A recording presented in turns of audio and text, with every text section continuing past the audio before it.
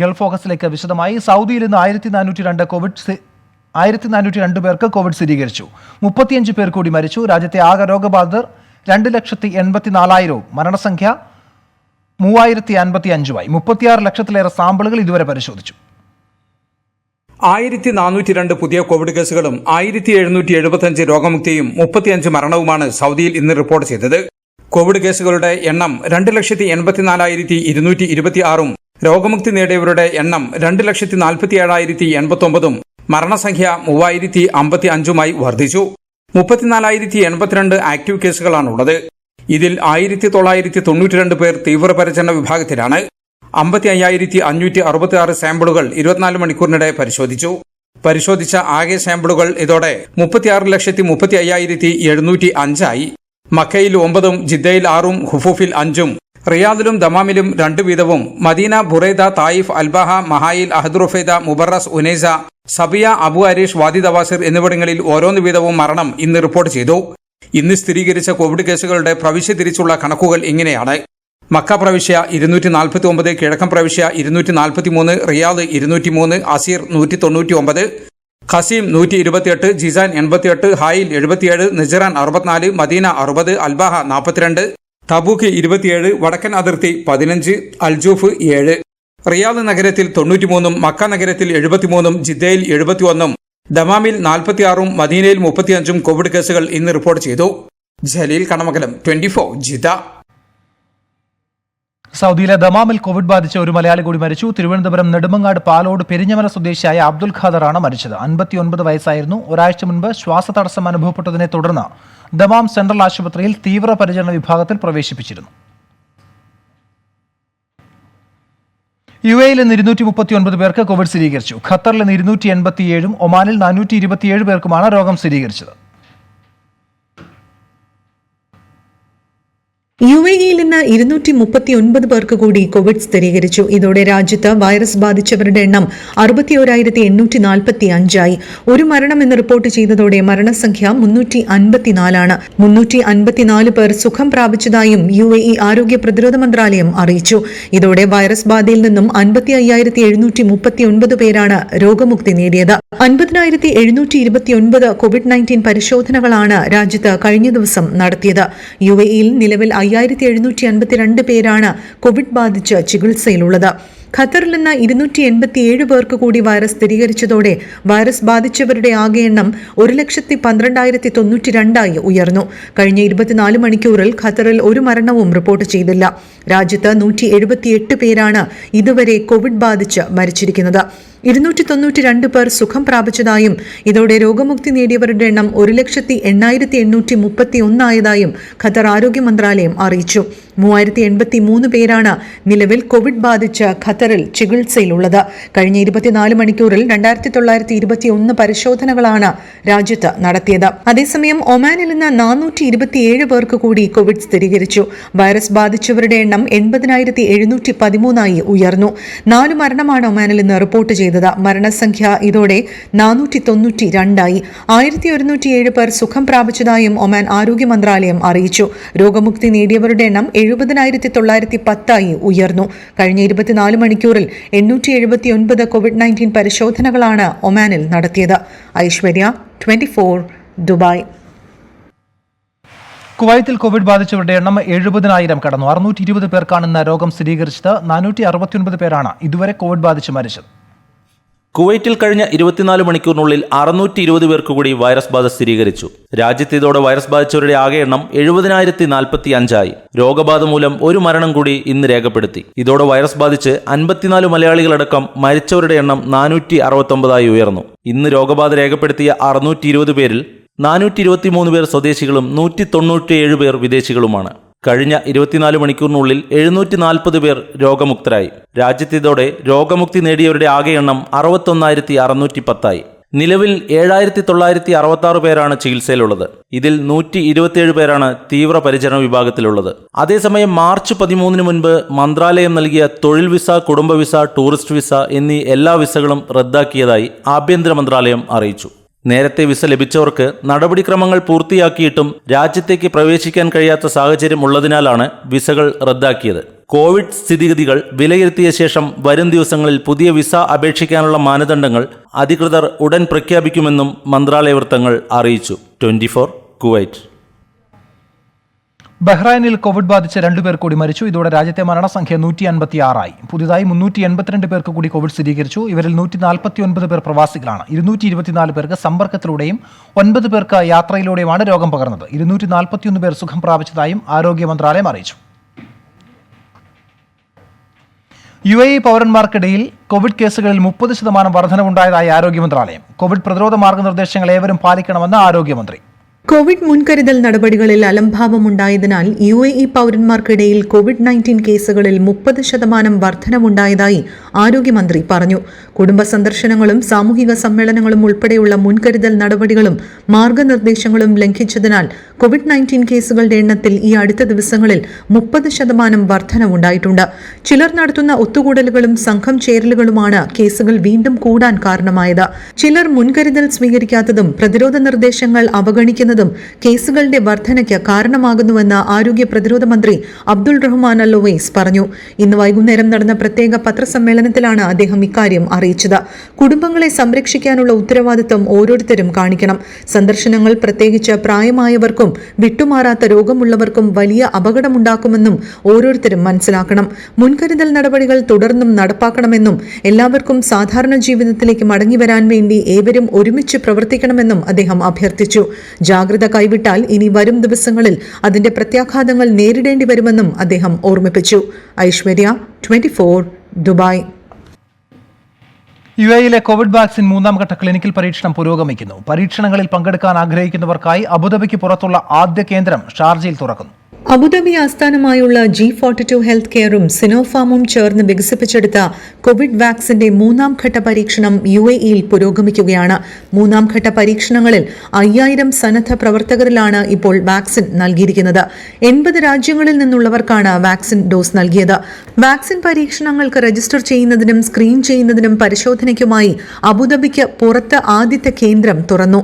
ഷാർജയിലെ അൽ ഖറായൻ ആരോഗ്യ കേന്ദ്രത്തിലാണ് ഇത് സജ്ജമാക്കിയിരിക്കുന്നതെന്ന് മന്ത്രാലയം അറിയിച്ചു.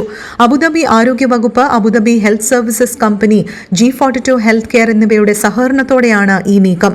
2020 ജൂലൈ 16 ക്യാമ്പയിൻ ആരംഭിച്ചതിനു ശേഷം രാജ്യവ്യാപകമായി പരീക്ഷണങ്ങൾ തുടരുന്നതിനാൽ അൽ ഖറായൻ ഹെൽത്ത് സെന്ററിന് പ്രതിദിനം 500 സന്നദ്ധ പ്രവർത്തകരെ രജിസ്റ്റർ ചെയ്യാനും സ്ക്രീൻ ചെയ്യാനുമുള്ള ശേഷിയുണ്ട്. ഷാർജയിലും പരിസര എമിറേറ്റുകളിലും താമസിക്കുന്നവർക്ക് സൗകര്യമൊരുക്കുന്നതിനു വേണ്ടിയാണ് ഈ സെന്റർ ആരംഭിച്ചിരിക്കുന്നത്. മൊഹാപ്പുമായി സഹകരിച്ച് സന്നദ്ധ പ്രവർത്തകരെ രജിസ്റ്റർ ചെയ്യുന്നതിനും ആവശ്യമായ പരിശോധനകൾ നടത്തുന്നതിനും G42 ഹെൽത്ത് കെയർ പ്രധാന പങ്ക് വഹിക്കും. 3ാം ഘട്ട പരീക്ഷണങ്ങളിൽ മലയാളികളടക്കം നിരവധി ആളുകളാണ് ആദ്യത്തെ ഡോസ് ഇതിനോടകം തന്നെ സ്വീകരിച്ചത്. ഇപ്പോൾ 2ാമത്തെ ഡോസ് നൽകി തുടങ്ങിയതായും അധികൃതർ അറിയിച്ചു. ഐശ്വര്യ, 24 അബുദാബി. സൗദി അറേബ്യയിൽ പുതിയ അധ്യയന വർഷം ഈ മാസം 30-ന് ആരംഭിക്കും. കോവിഡിന്റെ പശ്ചാത്തലത്തിൽ മാർച്ച് 9 സ്കൂളുകൾ അടച്ചിരുന്നു. 175 ദിവസത്തെ അവധിക്ക് ശേഷമാണ് സ്കൂളുകൾ തുറക്കുന്നത്. പുതിയ അധ്യയന വർഷം ആരംഭിക്കാൻ വിദ്യാലയങ്ങൾ സജ്ജമാണെന്ന് വിദ്യാഭ്യാസ മന്ത്രി ഡോക്ടർ ഹമദ് അൽ ഷെയ്ഖ് പറഞ്ഞു. അറ്റകുറ്റപ്പണികളും ഒരുക്കങ്ങളും എത്രയും വേഗം പൂർത്തിയാക്കണമെന്ന് പ്രവിശ്യകളിലെയും ഗവർണറേറ്റുകളിലെയും വിദ്യാഭ്യാസ ഡയറക്ടർമാരോട് മന്ത്രി ആവശ്യപ്പെട്ടു. അധ്യയന വർഷത്തെ വരവേൽക്കാനുള്ള ഒരുക്കങ്ങൾ വിലയിരുത്താൻ മന്ത്രി ഓൺലൈനിൽ കൂടിക്കാഴ്ചയും നടത്തി. സ്കൂളുകൾ പൂർണ്ണമായും അണുവിമുക്തമാണെന്ന് ഉറപ്പുവരുത്തണം. വിദ്യാർത്ഥികൾക്കാവശ്യമായ പുസ്തകങ്ങളുടെ വിതരണം പൂർത്തിയാക്കണം. ഓൺലൈൻ പഠനം സംബന്ധിച്ച അധ്യാപകർക്ക് പരിശീലനം നൽകണം. പഠനം കാര്യക്ഷമമാക്കുന്നതിന് വിദ്യാർത്ഥികൾക്കും രക്ഷിതാക്കൾക്കും ഉപകാരപ്രദമായ ഓൺലൈൻ സാങ്കേതിക പഠനസഹായി പ്രസിദ്ധീകരിക്കുമെന്നും മന്ത്രി പറഞ്ഞു. ആരോഗ്യ മന്ത്രാലയത്തിന്റെ കോവിഡ് പ്രോട്ടോകോൾ പൂർണ്ണമായും പാലിച്ചായിരിക്കണം അധ്യയന വർഷം ആരംഭിക്കേണ്ടത്. ഇതിനായി അധ്യാപകർക്കും വിദ്യാർത്ഥികൾക്കും പരിശീലനം നൽകും. വിദഗ്ധരായ ആരോഗ്യ പ്രവർത്തകരുടെ സഹായം ഇതിന് പ്രയോജനപ്പെടുത്തണമെന്നും മന്ത്രി നിർദ്ദേശം നൽകി. നസ്രുദ്ദീൻ വിജയ്, 24 റിയാദ്. ദുബായിൽ സ്വകാര്യ സ്കൂളുകളിലെ വിദ്യാർത്ഥികൾക്ക് പൂർണ്ണമായും ഓൺലൈൻ ക്ലാസുകൾ തുടരാൻ കഴിയുമെന്ന് അധികൃതർ അറിയിച്ചു. നേരത്തെ അബുദാബിയും ഇത്തരമൊരു പ്രഖ്യാപനം നടത്തിയിരുന്നു. ഡിസ്റ്റൻസ് ലേണിംഗ് തുടരാൻ താൽപ്പര്യമുള്ളവർ കുട്ടികളെ അതിന് അനുവദിക്കണമെന്ന് ദുബായിലെ knowledge and human development authority അറിയിച്ചു. മാർച്ചിൽ നടത്താൻ നിശ്ചയിച്ചിരുന്ന റിയാദ് ട്രാവൽ ഫെയർ ഈ വർഷം ഉണ്ടാവില്ലെന്ന് സംഘാടകർ അറിയിച്ചു. കോവിഡിനെ തുടർന്ന് സെപ്റ്റംബറിൽ നടത്തുമെന്ന് പ്രഖ്യാപിച്ചെങ്കിലും ഈ വർഷം വേണ്ടെന്നാണ് തീരുമാനം. വിനോദസഞ്ചാരവുമായി ബന്ധപ്പെട്ട സൗദിയിൽ സംഘടിപ്പിക്കുന്ന ഏറ്റവും വലിയ എക്സിബിഷനാണ് റിയാദ് ട്രാവൽ ഫെയർ. ഈ വർഷം മാർച്ച് 15 മുതൽ 4 ദിവസമാണ് നേരത്തെ നിശ്ചയിച്ചിരുന്നത്. കോവിഡിന്റെ പശ്ചാത്തലത്തിൽ സെപ്റ്റംബറിലേക്ക് മാറ്റി. എന്നാൽ ലോകരാജ്യങ്ങളിൽ കോവിഡ് പൂർണ്ണമായും നിയന്ത്രണ വിധേയമായിട്ടില്ല. അന്താരാഷ്ട്ര വിമാന സർവീസുകളും ആരംഭിച്ചിട്ടില്ല. ഈ സാഹചര്യത്തിലാണ് ഈ വർഷം ട്രാവൽ ഫെയർ ഉപേക്ഷിക്കുന്നത്. കഴിഞ്ഞ വർഷം നടന്ന ട്രാവൽ ഫെയറിൽ കേരളത്തിൽ നിന്നുള്ള ടൂറിസം പ്രോപ്പർട്ടി ഉടമകളും ടൂർ ഓപ്പറേറ്റർമാരും ഉൾപ്പെടെ 15ലധികം സ്ഥാപനങ്ങൾ പങ്കെടുത്തിരുന്നു. ഗുജറാത്ത്, രാജസ്ഥാൻ ടൂറിസം ഡിപ്പാർട്ട്മെന്റുകളും എക്സിബിഷനിൽ പങ്കെടുത്തു. 50 രാജ്യങ്ങളിൽ നിന്നുള്ള 275 സ്ഥാപനങ്ങളാണ് ഈ വർഷം പങ്കെടുക്കാൻ രജിസ്റ്റർ ചെയ്തിരുന്നത്. സന്ദർശകരുടെയും ലോകരാജ്യങ്ങളിൽ നിന്നുള്ള പ്രതിനിധികളുടെയും ആരോഗ്യ സുരക്ഷ ഉറപ്പുവരുത്തുന്നതിനാണ് മേള ഉപേക്ഷിച്ചത്. അടുത്ത വർഷം മാർച്ചിൽ മേള സംഘടിപ്പിക്കുമെന്നും സംഘാടകർ അറിയിച്ചു. നസ്രുദ്ദീൻ വിജയ്, 24, റിയാദ്.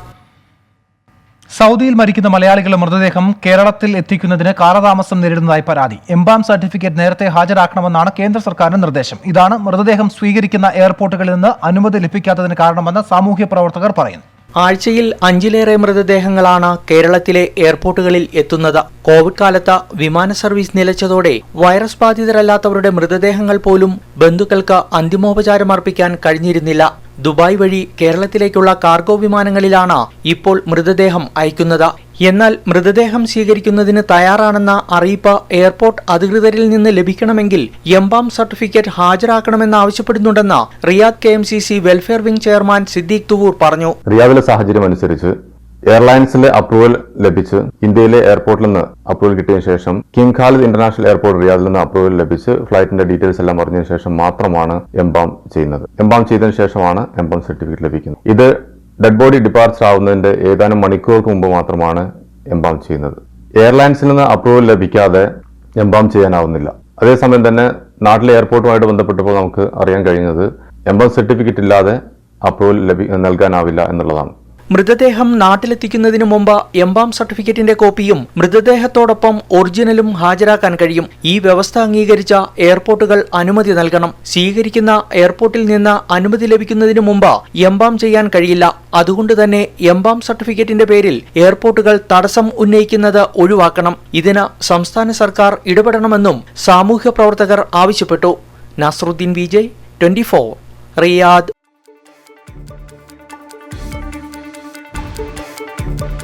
വീണ്ടും വാർത്തകളിലേക്ക്. റിയാദിൽ തൊഴിൽ വകുപ്പിന് കീഴിലുള്ള തർക്ക പരിഹാര സെൽ 2 മാസത്തിനിടയിൽ കൈകാര്യം ചെയ്തത് 3000-ലധികം കേസുകൾ. തൊഴിൽ തർക്കങ്ങൾ കോടതിയിൽ പോകാതെ തന്നെ പരിഹരിക്കുകയാണ് ഈ സംവിധാനം വഴി ചെയ്യുന്നത്.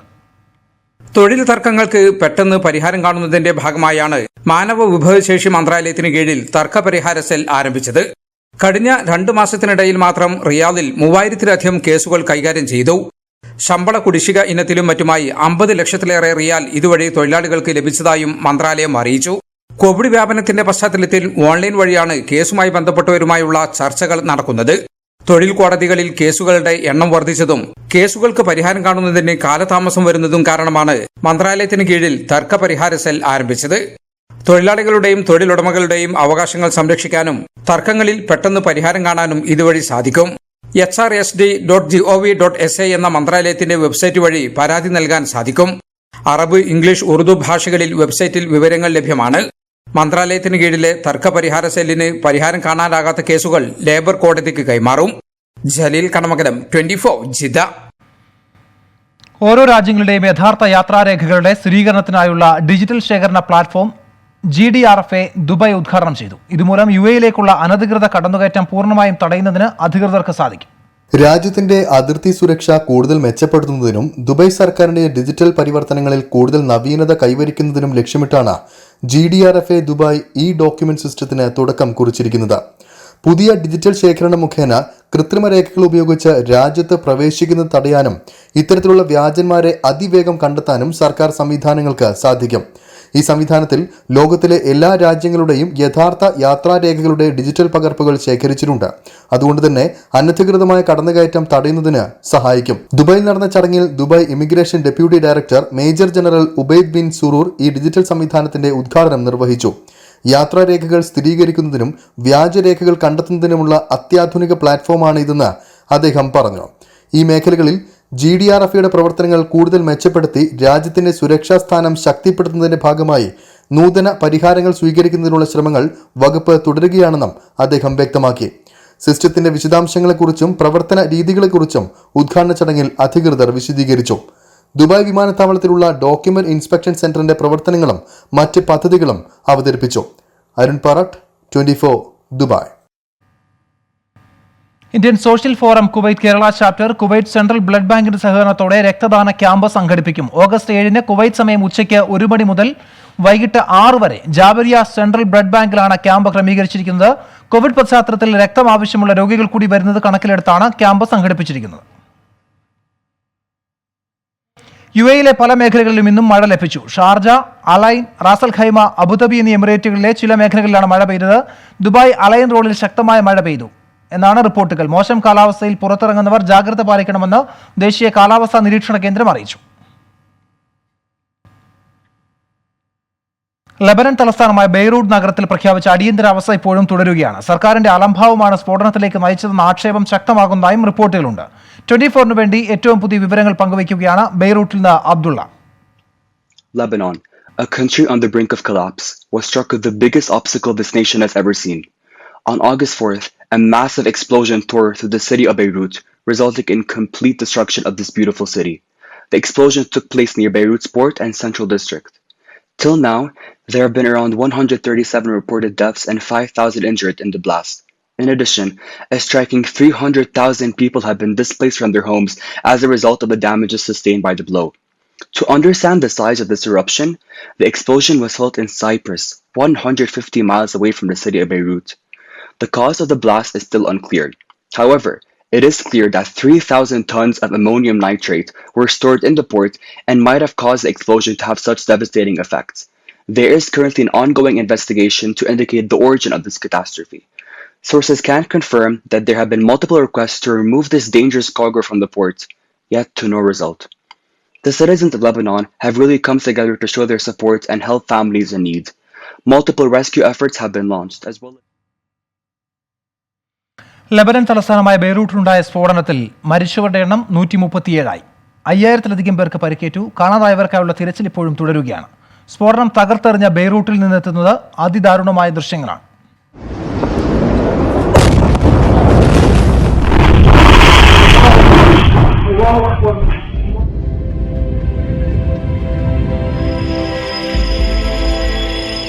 ബെയ്റൂട്ട് തുറമുഖത്തെ സംഭരണ കേന്ദ്രത്തിൽ സൂക്ഷിച്ചിരുന്ന 2750 ടൺ അമോണിയം നൈട്രേറ്റിന് തീപിടിച്ചാണ് നഗരത്തെ ഛിന്ന ഭിന്നമാക്കിയ ഉഗ്രസ്ഫോടനമുണ്ടായത്.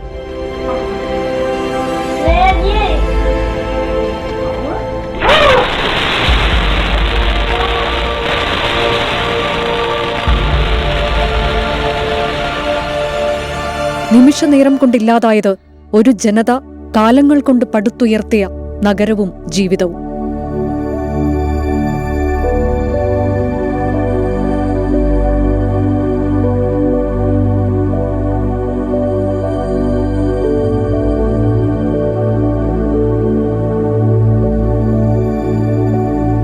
സ്ഫോടനം നടന്ന തുറമുഖ ഭാഗം 200 മീറ്ററോളം ആഴ്ന്നിറങ്ങി കടൽ കയറി. തൊട്ടടുത്തായി നങ്കൂരമിട്ടിരുന്ന ക്രൂയിസ് കപ്പൽ കടലിൽ മറിഞ്ഞു.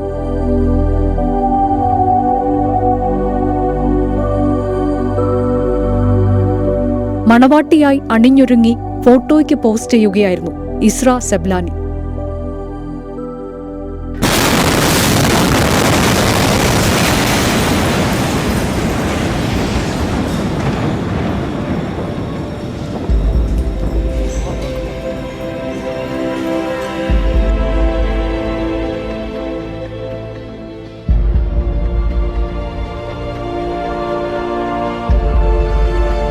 നഗരജീവിതത്തിന്റെ സകല മുഹൂർത്തങ്ങളും സ്ഫോടനത്തിൽ കറുത്ത ഓർമ്മയായി.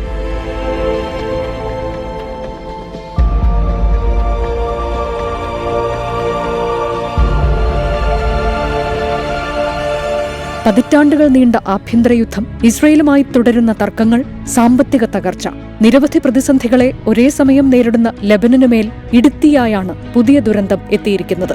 അതിജീവനം എങ്ങനെ സാധ്യമാകുമെന്ന ആശങ്കയിലാണ് ഇപ്പോൾ മലകൾ നിറഞ്ഞ ഈ കൊച്ചു രാജ്യം. Many countries like France and Qatar have been aiding Lebanon with supplies and manpower. Lebanon needs you during this disaster. If possible, please donate to the Lebanese Red Cross to aid our country in any way possible. I am Abdullah, reporting for 24 from Beirut. 59 പേരുടെ ജീവൻ നഷ്ടമായ കവളപ്പാറ ദുരന്തത്തിന് ഒരു വർഷം തികയുകയാണ്. ദുരന്തത്തിൽ വീടുകളും കൃഷിയും നഷ്ടമായവരുമുണ്ട്. അതിജീവനത്തിന്റെ പാതയിലാണ് ഇപ്പോൾ കവളപ്പാറ നിവാസികൾ. ഒരു വർഷത്തിനു ശേഷം ദുരന്തമുണ്ടായ പ്രദേശത്ത് കൃഷി ഇറക്കി പ്രതീക്ഷയുടെ വിത്തുകൾ മുളപ്പിക്കുകയാണ് കവളപ്പാറയിലെ കർഷകനായ രായൻകുട്ടി എന്ന 74-കാരൻ. കഴിഞ്ഞ ആഗസ്റ്റ് 8-നുണ്ടായ ഉരുൾപൊട്ടലിന് ശേഷം അടിഞ്ഞുകൂടിയ മൺകൂനുകൾ ദുരന്തത്തെ ഓർമ്മിപ്പിക്കും വിധം മുത്തപ്പൻ കുന്നിന്റെ ചെരുവിൽ ഇപ്പോഴുമുണ്ട്.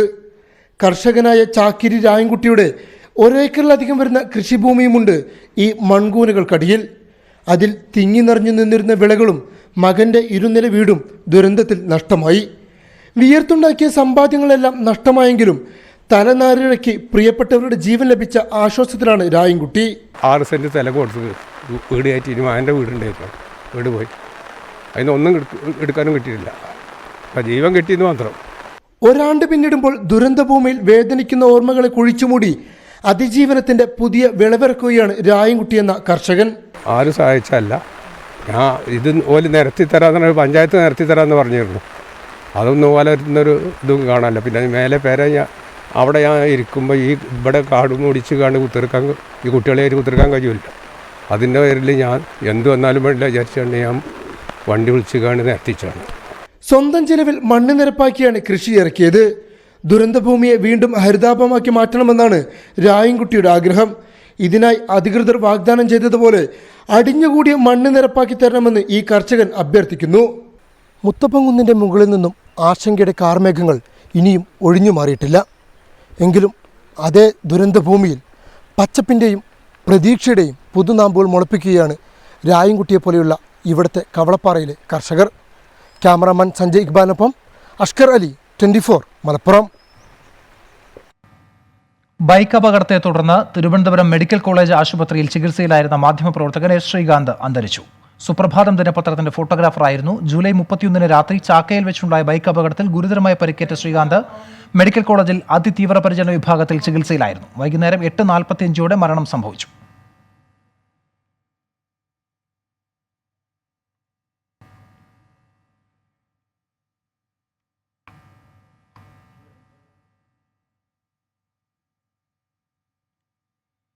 ഇപ്പോൾ ഈ മണിക്കൂറിൽ ഏറ്റവും പ്രധാനപ്പെട്ട മറ്റൊരു വാർത്ത എത്തുന്നത് പീരുമേട്ടിൽ ഒഴുക്കിൽപ്പെട്ട് കാണാതായ ഒരു കാർ ഒഴുക്കിൽപ്പെട്ടു പോയിരുന്നു. അതിൽ 2 യുവാക്കളെ കാണാതായി എന്നൊരു വാർത്ത അല്പസമയം മുമ്പ് മാധ്യമങ്ങൾ റിപ്പോർട്ട് ചെയ്തിരുന്നു. ഇപ്പോൾ അതിൽ ഒരാളെ കണ്ടെത്തിയെന്നൊരു വിവരം ഇപ്പോൾ ലഭിക്കുന്നുണ്ട്.